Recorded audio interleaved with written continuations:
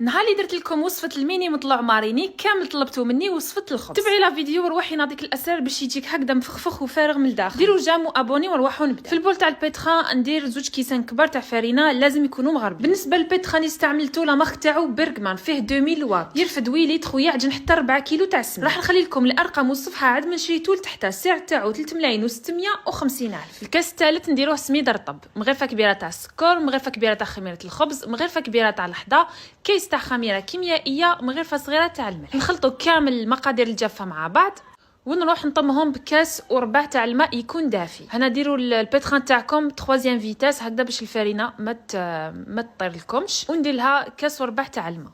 هي شوفوا البيتخان هذا يجي فيه هاد الاكسسوار باش الفرينه ما تطيرش. كي تنطم تحصلوا على هاد العجينه عاودوا ديروا هاد التعجين حتى تولي طريه وقعدوا ترشوا بشويه ما هكذا حتى تحصلوا على هاد العجينه طريه بصح ما تلصقش في اليد. غطوها بابي فيلم وخلوها حتى تخمر. بعد ما جازت ساعه تاع الخمير ديغازيتها وقطعتها 9 خبيزات هكا صغار. رشيت الفرينه فوق طرشونه، حطيتهم وغطيت عليهم وخليتهم يخمروا. مور ما ضاعف الحجم تاعهم حليتهم بهذه الطريقه اللي راكم تشوفوها. بعد ما حليتهم خليتهم يخمروا 5 دقائق ودرتهم يطيبوا على النار قويه.